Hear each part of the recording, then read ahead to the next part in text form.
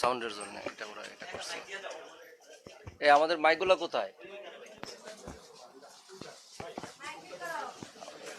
এটা ওনার জন্য।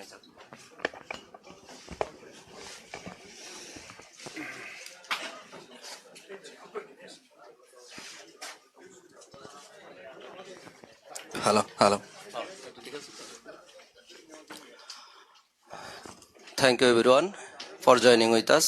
First of all, I would like to thank Honorable Excellency Alexander Mentitsky for joining our event, Talks with Ambassador. Welcome, Mr. Ambassador. At the outset of in the month of victory, December, I would like to pay my deepest respect to the greatest Bengali of all times, the architect of independent Bangladesh and father of the nation, Bangabandhu Sheikh Mujibur Rahman. I would like to pay my grateful homage to the 3 million martyrs, 200,000 of our mothers and sisters, and all of our valiant freedom fighters who made the supreme sacrifices for giving us with red-green flag in 1971. In the same year, 1971, the United of Soviet Socialist Republics, USSR, supported the struggle of the people of Bangladesh for independence and was one of the first countries who to recognize a new sovereign republic. After exchanging notes on establishing diplomatic relations on 25 January 1972, Bangabandhu Sheikh Mujibur Rahman visited the USSR within 2 months. During the visit, the agreements were signed that laid the foundation for bilateral interaction for decades to come. The Soviet Union significantly assisted a newly born state in reviving its economy destroyed during the liberation war and supported Dhaka in joining with UN. Not only that, the Soviet Navy removed mines and sunken ships for the Chittagong port. Sailor Yuri B. Redkin, who lost his life on duty, is buried on the premises of Bangladesh Military Navy Academy. The Ghurashal and Siddirganj power plant, the electrical equipment factory in Chittagong, which are still operating, were built with financial technical assistance from the Soviet Union.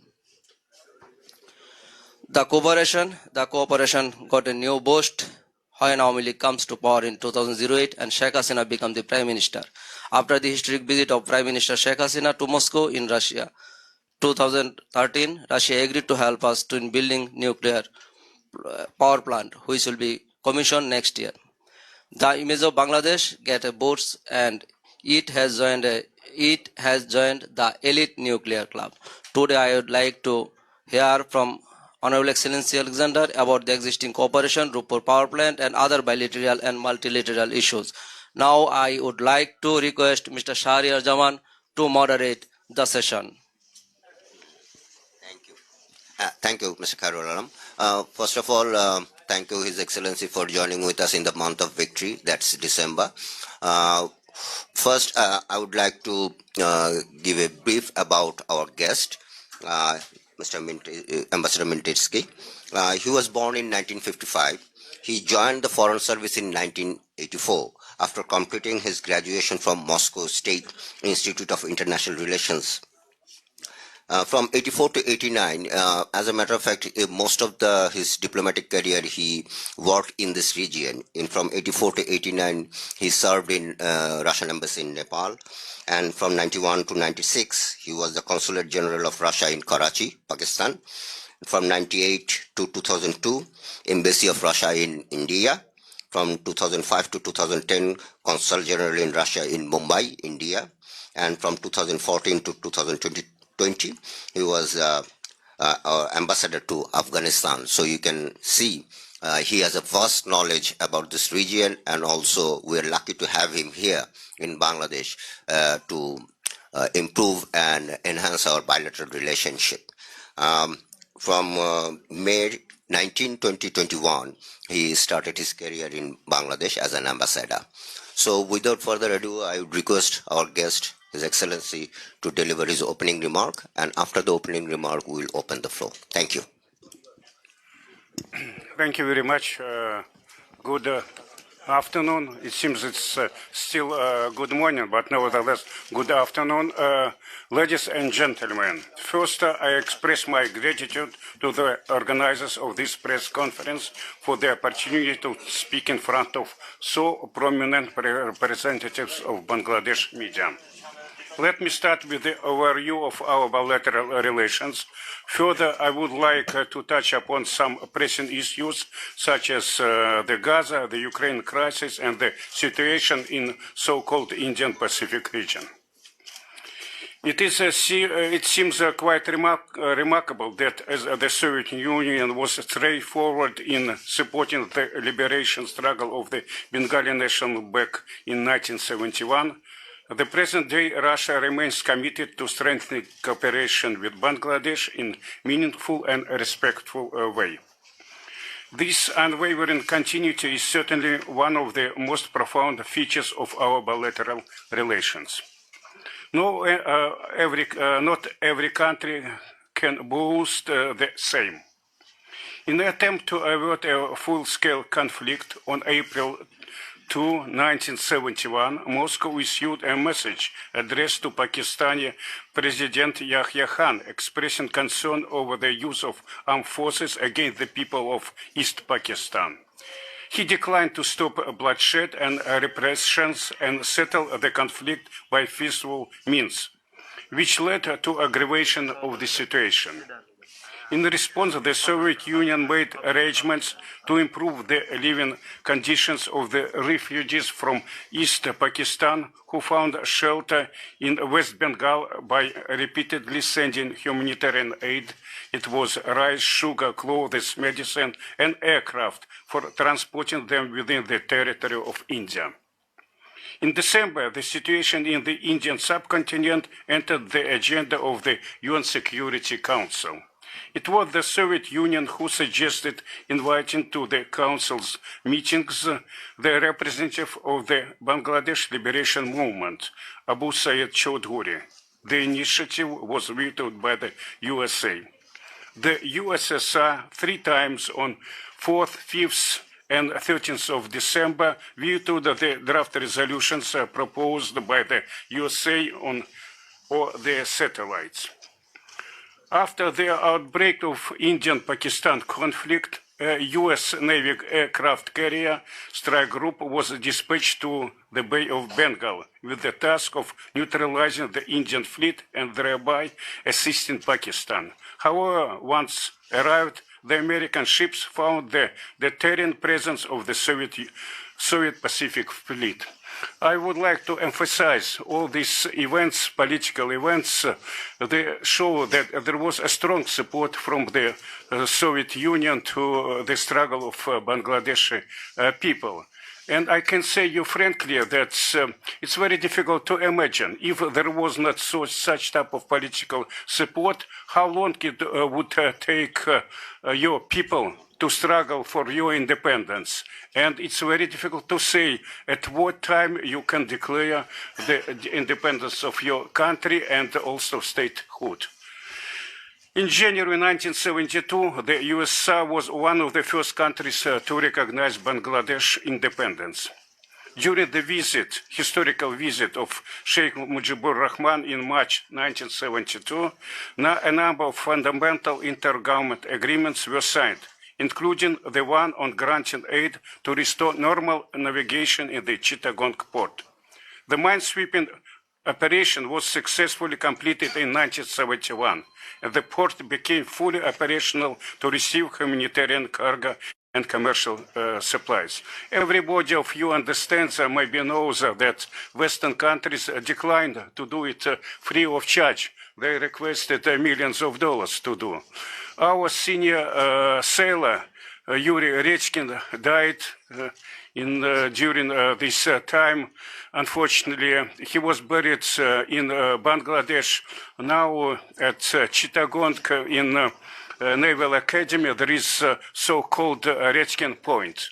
We are grateful to the government of your country, to the people of your country, and also to the Navy and armed forces for the memories of this event. Thank you very much. Since then, our relations have always been on the principle of equality, mutual respect, and consideration of each other's interests. Our countries also share respect for international law, rejection of interference in internal affairs, and similar approaches to many contemporary global and regional problems. Political dialogue is developing, including at the highest level. Thus, in 2013, President Vladimir Putin had talks with Prime Minister Sheikh Hasina in Moscow. At that time, some historical agreements were signed, and first of all, regarding the construction of a nuclear power plant in your country. I will touch upon later on regarding this issue. In September 2023, Foreign Minister Sergei Lavrov visited Dhaka, where he was received by your Prime Minister Sheikh Hasina and held talks with your Foreign Minister K. Abdul Momen. It was a historical visit because it was a first visit of our minister or Soviet or Russian minister to Bangladesh for these 52 years. In early November 2023, a detachment of warships of the Russian Pacific Fleet made a goodwill call at the port of Chittagong to strengthen naval partnership in the Asian Pacific region. The ships were from that Pacific Fleet who demised Chittagong port. Now speaking about economic cooperation. Bangladesh is Russia's second largest trade partner in South Asia after India. Even the COVID-19 pandemic did not hinder it. In 2021, trade volume reached the historic height of $2.97 billion. In 2022, Western countries imposed illegal unilateral sanctions against Russia. The subsequent breach of production and logistic chains led to a setback in Russian trade with foreign partners, including Bangladesh. But nevertheless, in 2022, the volume of our trade reduced by $640 million, but nevertheless, it was around $2.35 billion. There is every reason to believe that this year, 2023, our countries will approach the indicators of 2021. For example, Russia increases exports of wheat and fertilizers to Bangladesh. I will also touch upon all of this later on. Russian companies are ready to supply on G2G basis up to 1 million tons of grain. I would like to understand G2G basis, as well as 5,100 tons of potassium chloride per year. Given the growing interest of Bangladeshi people to the flagship project of bilateral relations, Rupur nuclear power plants, let me brief you about the status and prospects. The construction of the plant is moving fast according to the agreed schedule, using the most advanced engineering solutions and technologies based on the strictest safety standards. Among the project's recent milestones, I can name the official ceremony marking the delivery of fresh nuclear fuel to Unit 1 that took place on October 5th this year in the virtual presence of the Russian President Vladimir Putin and your Prime Minister Sheikh Hasina. Rupur NPP will make considerable contribution to Afghanistan economic development and energy security. Russia's engagement is not limited to building the facility. We will assist our Bangladeshi partners through the entire life cycle of the nuclear project. It is more than 60 years, and according to the plans, it can be lifespan extended by another 20 and then 20 years more, including our obligation for the long-term term deliveries of reactor fuel, plant maintenance, and handling nuclear waste. Handling nuclear waste is very important. Only a few countries can do it. Russia helps in creating an entire nuclear sector, here a peaceful atom industry in Bangladesh. Rupur helps to create more than 18,000 workplaces for local people for now. Previously, it was more than 20,000. Dozens of Bangladeshi companies provide their services and materials for construction work. According to the former Minister of Science and Technology, Mr. Yafesh Asman, Rupur and PP will increase the country's GDP by 2%. We should note that nuclear energy is environment-free, produces no carbon emission, and no pollution. More than 80 Bangladeshi students have completed their nuclear studies at Russian universities, and their number is growing. Last year, an education and training center for Bangladeshi personnel was opened at the NPP. Over 1,000 Bangladeshis have already completed their training as regards basic technological process of the plant. The acquired skills and knowledge will allow them to find a job not only in the nuclear industry but in other sectors too. A few words about potential areas of cooperation.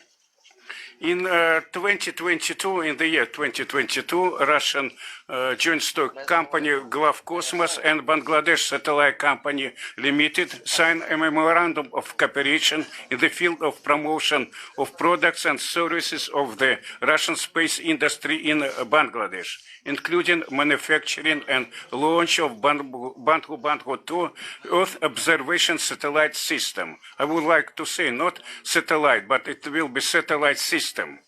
The project technical parameters have been finalized. The commercial offer for the same is on the table of your government. Russian company Gazprom International is working on new orders for designing and drilling of wells in the prospective gas field in Bangladesh. They started their job here in 2012.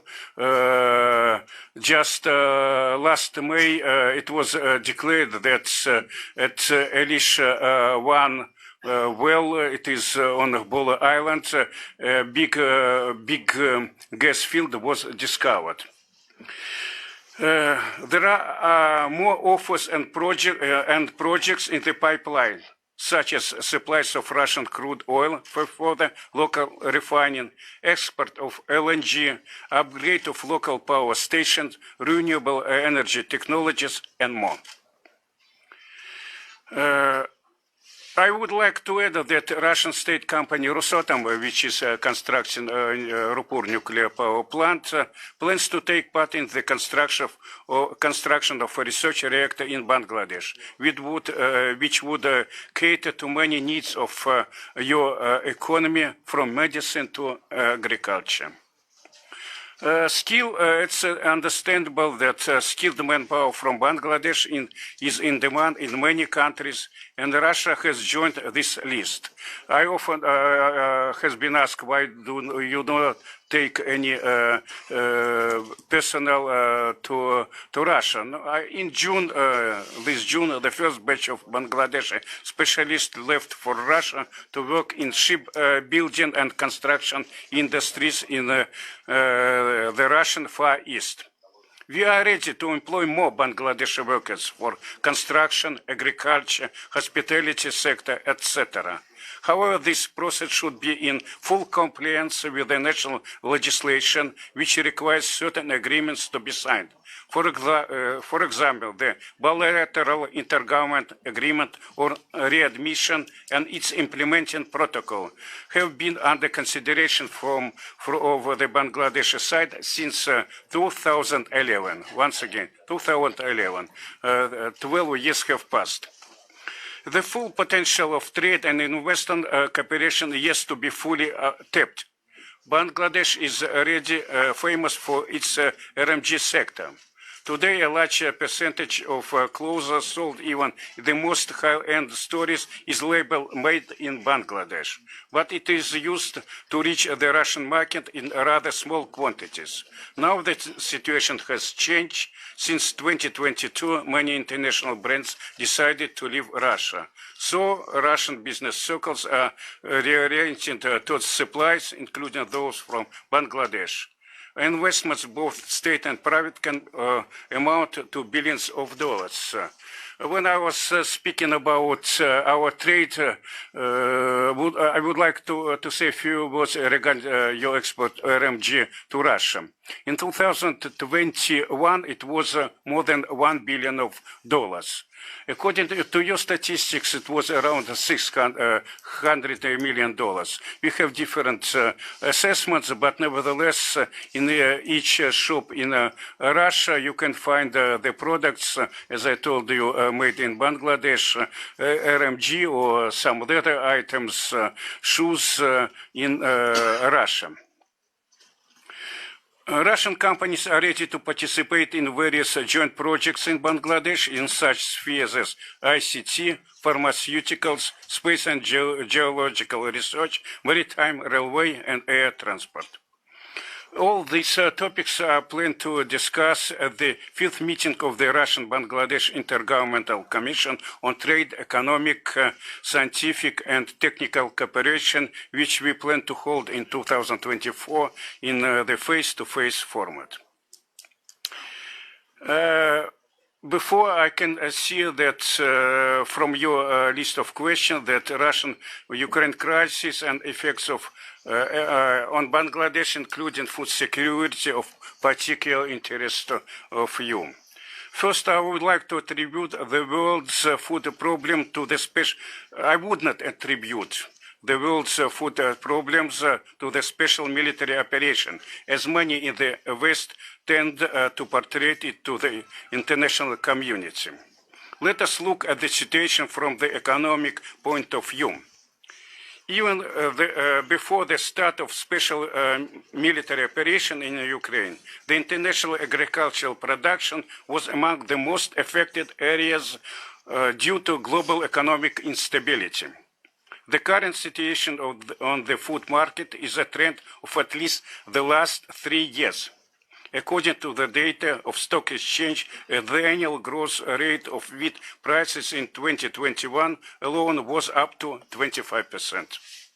In 2020-2021, financial injections into the economy to cope with the negative impacts of the COVID-19 pandemic, which disrupted supply chains and increased freight and insurance costs, grew sharply in developed countries. The combined value of crisis package in the US, USA, EU, and Japan totaled more than 8 trillion billion. What does it mean? 8 trillion billions of dollars were just printed.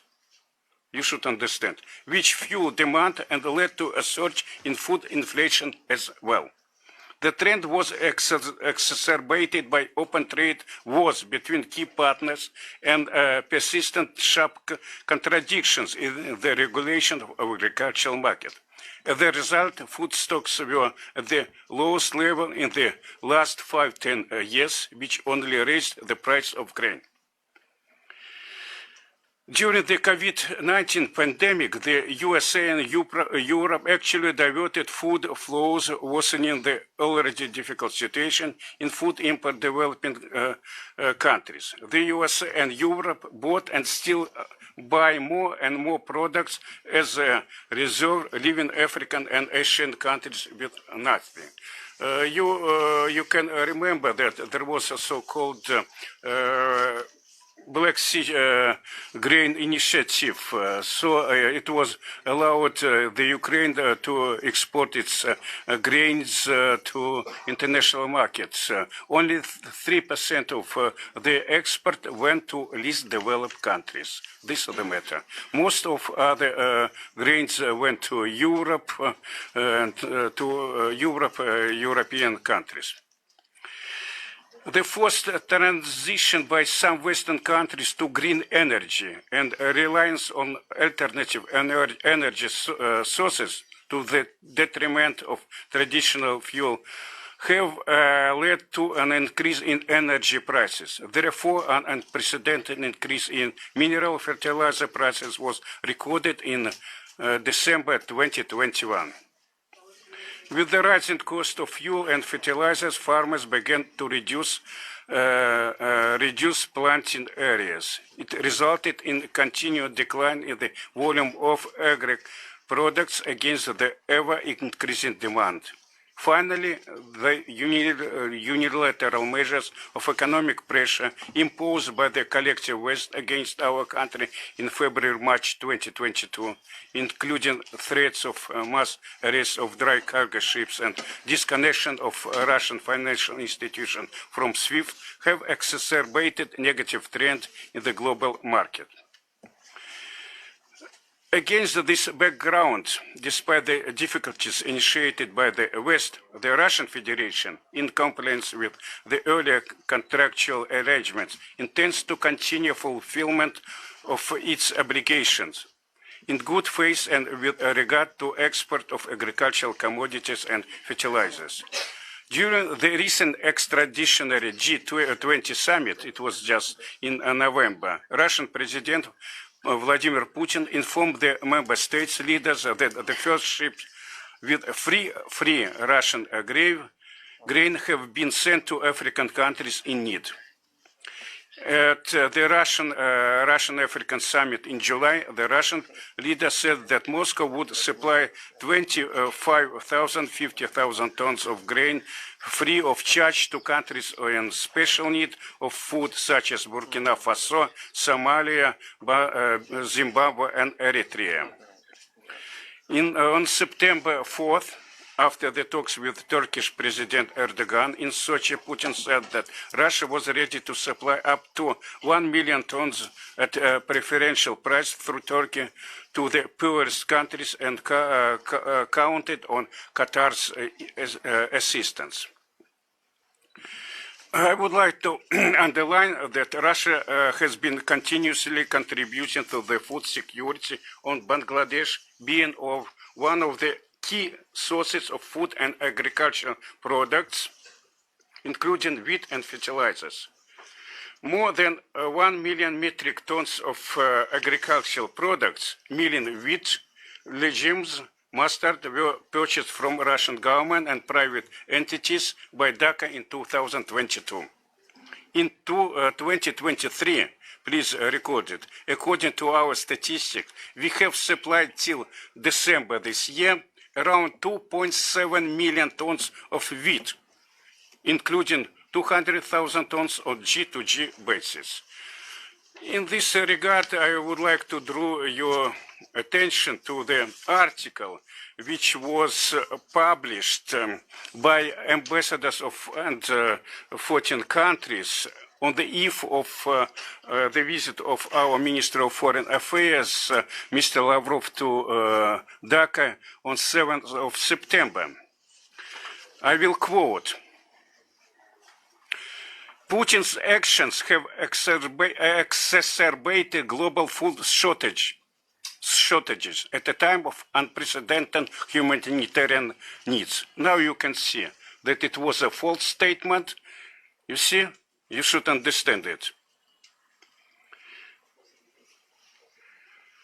Invasion continues on a violation of international law and a serious threat to the international order based on the rule of law. Bombing of I am quoting, a civilian infrastructure must cease and global food supply chains must be restored. Some of the world's poorest people, including here in Bangladesh, are paying the price of Russia's ill-faced advertising. You see, I will return to this statement later on, but nevertheless, judging from our efforts to provide food to poorest countries and to supply wheat and seeds to Bangladesh, it's understandable that it was a wrong conclusion. In conclusion, before answering your question, let me share Russia's assessment regarding Gaza and so-called Indo-Pacific region. What is happening in around the Gaza Strip, it's a dire situation. The statistics released by the heads of the UN and its various departments working in the Middle East are appalling. Now, yesterday or the day before yesterday, it was said due to bombardments and shelling by Israeli forces, more than 16,000 civilians died. Among them, more than 16,000 civilians have died, and among them, most of them are women and children, more than 6,000 people. We categorically condemn the terrorist attack on Israel on October 7th, 23. But we also categorically oppose the idea that terrorism can be fought by any means, including gross violations of international humanitarian law. Soon after the military operation that began, the vulnerable position of Israel is directly related to the fact that UN Security Council resolution, it was passed in 1967 to create the Palestinian state, has not been implemented. I will underline that the positions of Russia and your country, Bangladesh, on this issue are similar. November 29 marked the International Day of Solidarity with Pakistani people. On November 29, the UN General Assembly, 28, the UN General Assembly adopted a resolution calling on Israel to return to the 1967 borders as well to liberate the Golan Heights. Note the countries which voted against: the USA, UK, Australia, Canada, and their stooges, Micronesia, Palau, the Marshall Islands. 62 countries abstained. We can see now double standards of Western countries. Israel genocide is going in Gaza.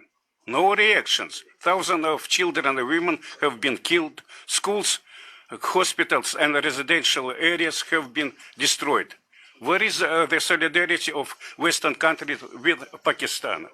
Maybe you remember when special military operation started in Ukraine, there was a flag on the walls of French and German embassies. Where is such type of flag or Palestinian flag on the walls of these embassies now? No flag. No flag, of course. Articles were written about so-called genocide of Russian forces in Ukraine. Is there any article, joint article, written by these Western countries here, speaking about genocide, what's going on in Gaza? Another point of view of these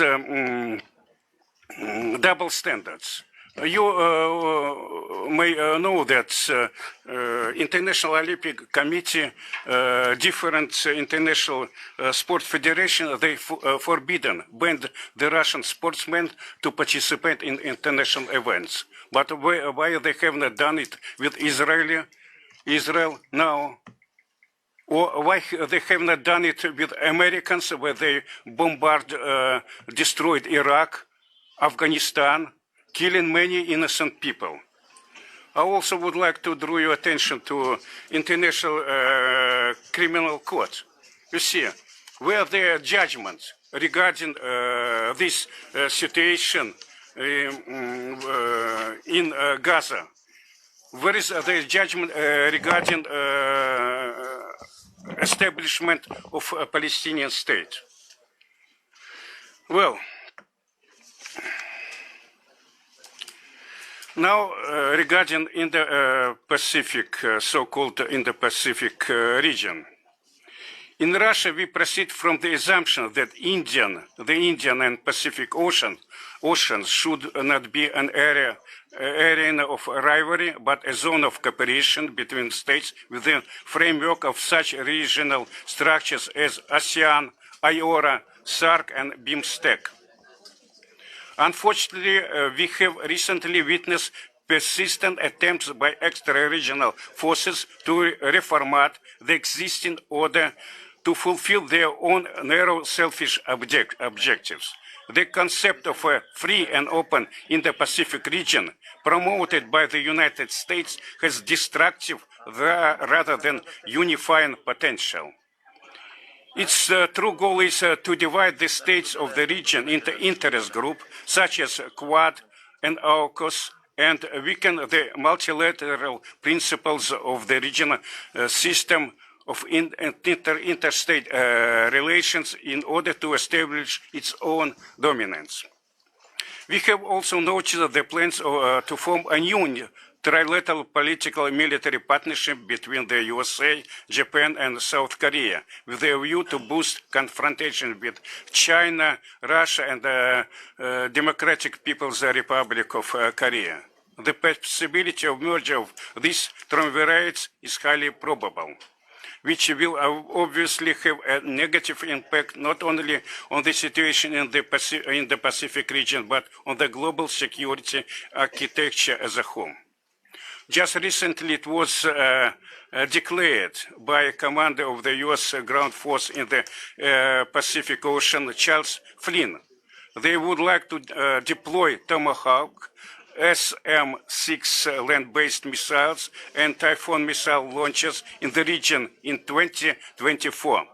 That caused a concern for us. The deployment of these land-based Tomahawks missile was prohibited by the 1987 Intermediate Range and Short-Range Missile Elimination Treaty until the U.S. withdrew from it in 2019. Now there are no obstacles for Washington to implement such a measure. All of this could lead to a new arms race in the Asian Pacific region. Obviously, it would be favorable to the United States military-industrial complex, which is already benefiting from bloated military budgets. In our view, the regional architecture should be built on the principle of indivisibility of security, the rule of international law, non-interference in internal affairs, peaceful settlement of disputes, and non-use of force or threat of force. Just this is my opening statement. Maybe I took too long, but it was the request from your side. Now I'm ready to answer questions if I have any answer. Thank you, His Excellency. It's a very elaborate description about our bilateral relationship and the multilateral cooperation between Bangladesh and Russia. Now we have two very important persons joining with us. In my extreme left, Shamulda, we all know him. Is Shamul Dotto, the General Secretary of the Press Club, and also we have a member of the University Grants Commission, Professor Mohammad Sajjad Hussain. Before we just start the question and answer session, maybe 1 or 2 minutes, Shamulda will say something. Good morning. It still is a morning. Good morning to everyone. Please be quiet. Thank you. Please be quiet. Okay.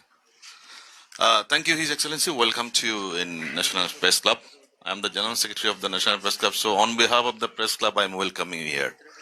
His Excellency Alexander Mantersky, you have given a very elaborate and very detailed description in your inaugural speech.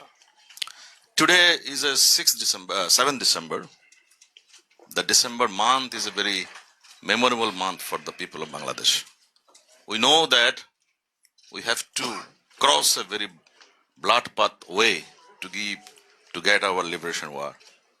And this is one of the important days when Russia gave veto against a move from the United States to stop our liberation war in 1971.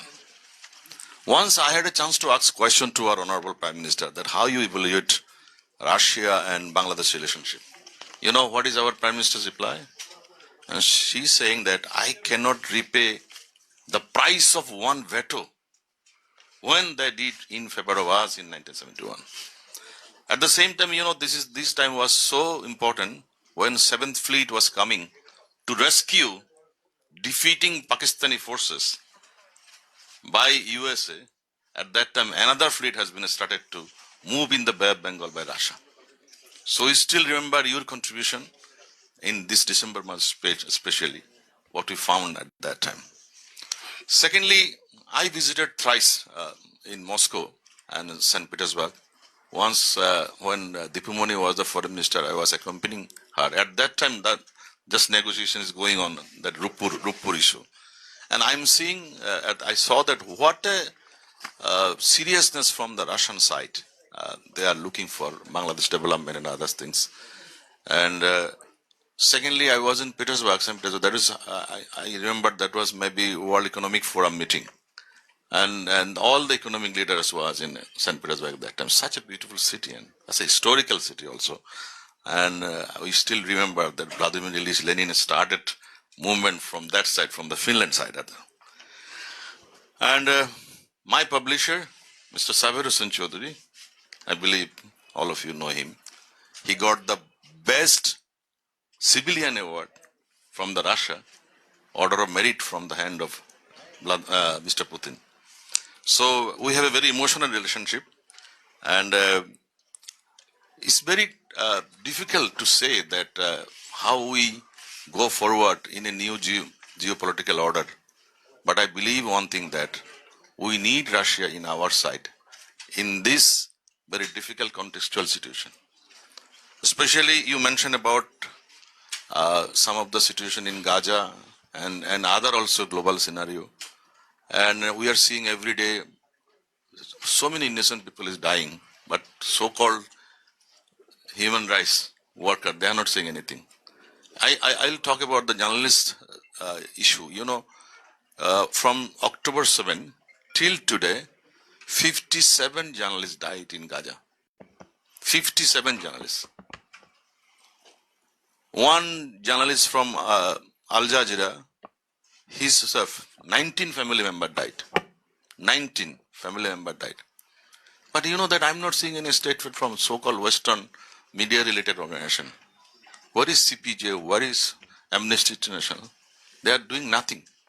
But if you see that, if you have a very small incident in Bangladesh, you can see a statement next day within 5-6 hours.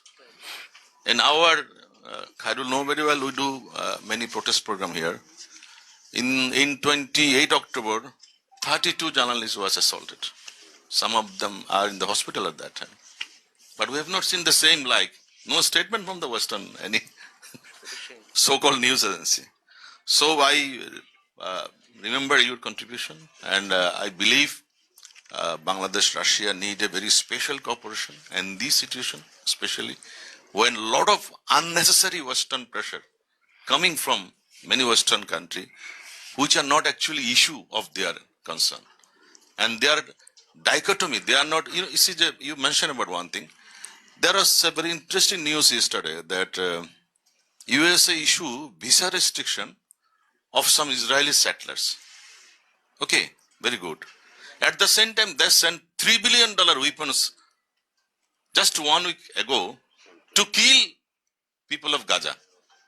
Special weapon who can, could be used for people who is to locate the people, searching the people, those who are underground. What a dichotomy of Western policy. And the new geopolitical order, I believe that Bangladesh and Russia need a very good cooperation and relationship also. Because the whole world is in a very divided order. So in that, I believe that Russia will be with Bangladesh with more cooperative way. Thank you, His Excellency. Welcome to you again in Press Club. I believe Press Club also can do some more cooperation side from it. Thank you very much. Thank you very much. Yes, thank you. Thank you, Shamulda, for your talks about Bangladesh-Russia relationship and especially about the history, what they did in 1971, and also later on he talked about the cooperation. The ambassador in his presentation broadly, I would say, broadly described about the Bangladesh Russia relationship. He talked about history in 1971. Also, he talked about the future cooperation, trade potentials. I actually didn't know that our skilled manpower is actually going to Russia. This is a news to me. So there is another area, satellite, Gazprom drilling, and also the trade potential that there are so many RMG orders from the Western countries. They are diverting from Russia. So Russia is actually looking for alternative sources where we can step in. So these are the areas he talked about. He talked about the Gaza conflict and other Russia-Ukraine war and also the geopolitics. Now, I would like to open the floor, but there is only one question, one request from you. Please don't repeat it, what he said. Thank you.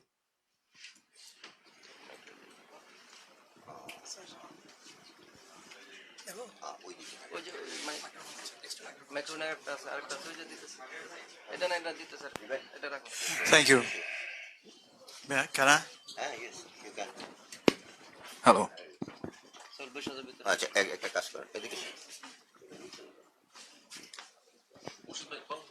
Yeah, good afternoon, everybody. And Mr. Ambassador, thanks for your excellent statement. My name is Mustafa Ahmed Bushad. I'm former advisor of BIMSTEC. And right now, I'm joint editor of Press Express. Press Express is the media partner of today's event. I have a very brief, just short questions. Number one, that's a few weeks back, Russian naval ships came at the Chittagong port. It's been, 52 years later. Was there any hidden message for Bangladesh people with an extra degree of friendship? Second question.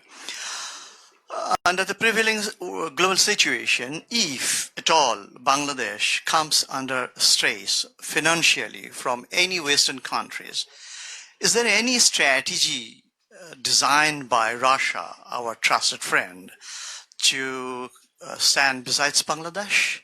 And the third short one, how do you examine Bangladesh's inclusiveness, the foreign policy that was solved in the month of April? There's a Indo-Pacific outlook. Precisely, our core policy is inclusiveness. If you please make your statement. Thank you so much. Thank you very much. Regarding the call of our naval ships, as I told you previously, it was a friendly call. You see, the matter is that the ships were coming from one point, they were going to another point, and they made a stop here in Chittagong to get some fuel, then food, water, and so on and so on. Of course, it is a very big milestone in our relations. Because it is after 48 years as the fleet of Pacific Fleet ships they left Bangladesh. Of course, it's understandable that commercial ships were coming to Chittagong, and they're coming now to deliver the goods for nuclear power plants. It's up to you to decide what kind of signal it was to you, to Western countries, and so on, so on. For us, it was a goodwill visit. The second thing regarding the strengths, as I can understand, you are speaking about financial problems and so-called sanctions which can be introduced. We do not recognize the sanctions, unilateral sanctions imposed by Western or any other country. Only we recognize the sanctions imposed by the Security Council of United Nations Organization. So when there will be a problem, then it can be discussed now. You should understand. It will be discussed what kind of assistance or what can be done by the Russian Federation or any other institution to assist your country. But please do understand, once again, I would like to underline that we are against of each illegal sanctions which are introduced by Westerners. I don't know exactly how many, 15,000 or 17,000 sanctions are introduced against the Russian Federation, but we do not recognize them, and judging from our development economy is developing, there is a projection that this year gross domestic product will increase by more than 3.1%. So you can see that everything can be done even under heavy sanctions. Or look at Iran.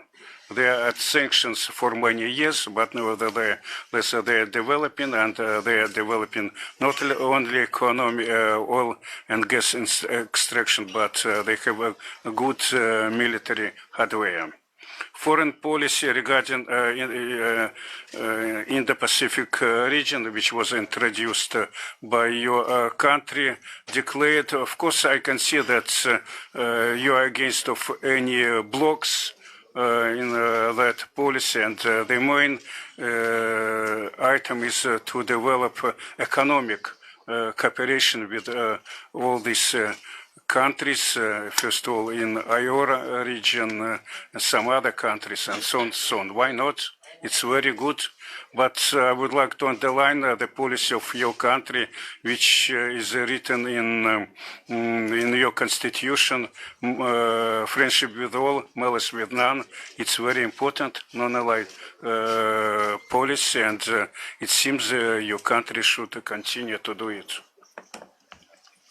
Please. Thank you, moderator, for the opportunity. Excellency, my name is Mohsin. I work for Daily Shamukal as a diplomatic reporter. Excellency, I have two very specific questions. One is regarding the satellite one. I mean, Bangladesh has signed an MOU with Russia regarding Bangabandhu 2 satellite.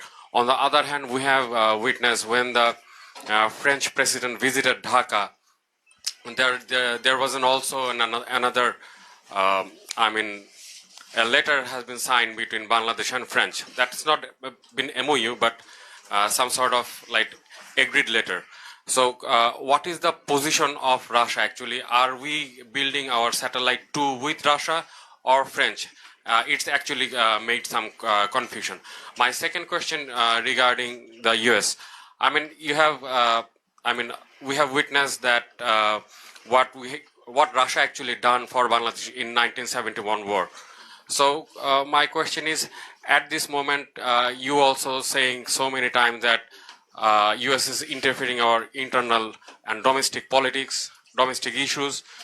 So recently, the John Kirby, the White House spokesperson, also said Russia is propagating the things around the world. So my question is, I mean, what you going to do if US is done something in Bangladesh? I mean, will you do the same what you have done in 1971 war? Thank you. Thank you very much. Regarding the Bangabandhu 2 satellite, as I stated in my opening statement, the discussions or technical discussions are completed. We put forward our financial proposal. It's on the table of your government. Yes, you're right that it's September. President of France has come, and a letter of intent was signed regarding this matter. It's now up to your government to decide who is better partner and who has best of knowledge of space technologies and so on and so on. For me, it's very difficult to comment from this point of view, because the question you should ask to your government. Regarding the statements which you of Mr. Kirby, of course, it was his reply on statements. Everybody, I hope, read this statement, which was made by our spokeswoman of Ministry of Foreign Affairs of the Russian Federation, Maria Zakharova, on November 22nd, this year. I will not repeat it, but I would like to draw your attention to the fact that it was mentioned in that statement. Almost every newspaper published it, but only half of that. She was referring to the events which happened 10 years ago. She stated, we witnessed a similar scenario 10 years ago, and it worked. We remember how Victoria Nuland, the U.S. Senior Undersecretary of State for Political Affairs, handed out bonds. She handed over bonds as well as leaflets, T-shirts, scarves, flags, and other symbols, millions of copies of which materialized out of nowhere. Later on, Americans, they admitted they spent $5 billion on this event. They call it that some kind of legal actions were taken by the people. No, it was a coup d'etat because elected government was thrown away.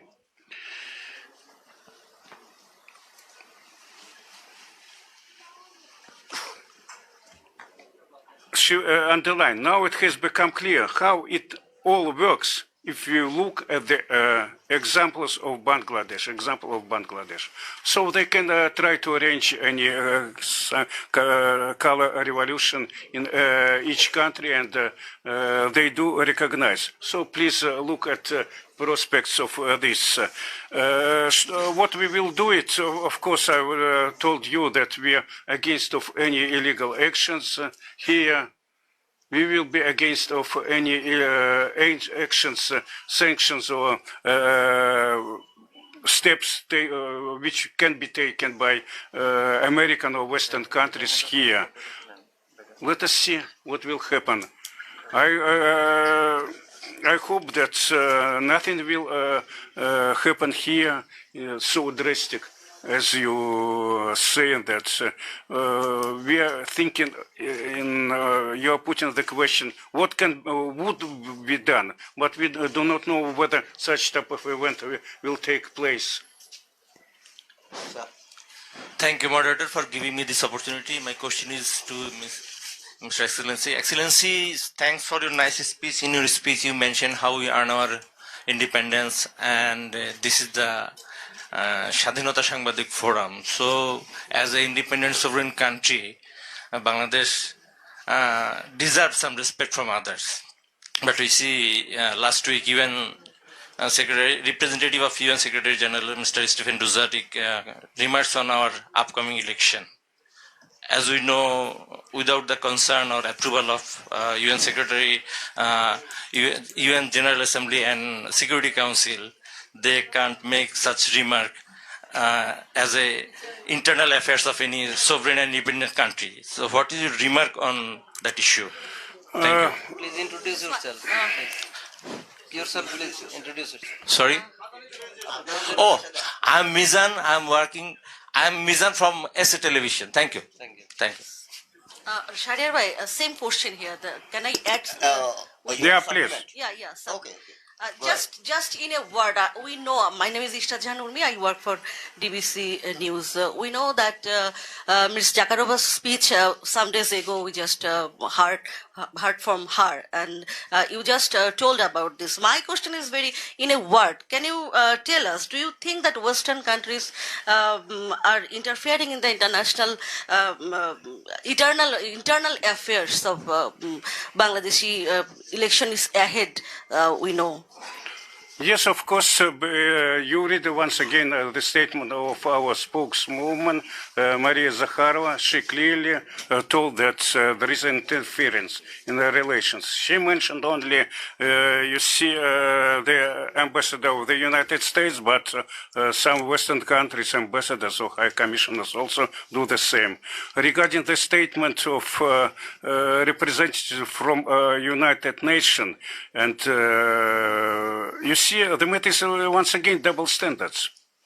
Many times our foreign minister told that Mr. Guterres, he should be neutral, because he is working not only for the United States or Western countries, but for the whole countries in the world. But there is no neutrality in his statements. The same is regarding the statements of officials from the UN. Many of them, they are from Western countries, or they have got UN American passports when they started to work in United Nations. This is the matter. Which advices they should follow, it's understandable. They do not preserve or defend your values. They will defend the values or speak about what is said to them by the Western countries. To close this question of election, I would like to read the statement which was made once again by Mrs. Zakharova regarding your election.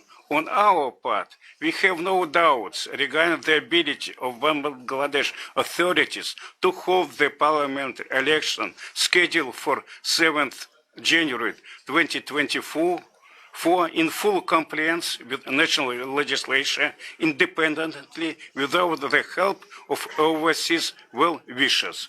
This is our position. Are you happy with the? Are you happy with the response? Okay, thank you. This will be the last question, and that is from me. Actually, I just sorry, we have a time shortage. No problem. I can take yes. My question is related to future cooperation as study and research area. You mentioned that about over 80 Bangladeshis went to Russia for education, especially in the nuclear field. And also, I can pretty much sure that there are other areas where Bangladeshi students are going. Do you see any future collaboration or cooperation between in the field of education and research? Thank you very much. As I mentioned regarding students, let me clarify. Yes, we are sending students from your country free of charge. This year we provided 124 scholarships, and your students went to Russia. Many other students went on a commercial basis. For the next year, we are also providing 124 scholarships. Such type of cooperation, of course, will continue. There are some plans to establish here Russian university in collaboration with Bangladeshi partners. We hope that it will be done in future. I mentioned here about research, nuclear research center, and it is very important because all this can be used in agriculture, you see, to raise the productivity of agricultural products, then in health area and so on and so on. It's a vast opportunity. More than 10 universities, Russian universities, have some kind of MOUs with your universities for a joint collaboration. This is the matter.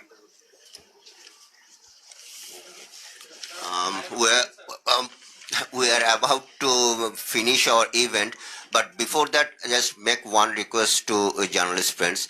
Please don't leave the room. Lunch will be served here. There will be no more lunch outside. So please stay in the room. But before I conclude, I request Mr. Kharur Alam to give one crest as a token of our gestures to His Excellency, the Russian Ambassador. Shamolda, can you please join? Hold on, Shamolda. Chairটা সরিয়ে দিই। তাহলে একটু space তৈরি হবে। Thank you, His Excellency, and welcome to Press Club. Thank you. You'll have to go to my আপনারা তো সবকিছু ঘুরে দেখাইছি আপনারা অনুপস্থিত দেখে every part of this club visited Thank you. So, Thank you. that's Thank you. also another crest that Russian ambassador will hand over to the chair Karur Alam Yeah. as a token of gesture to him.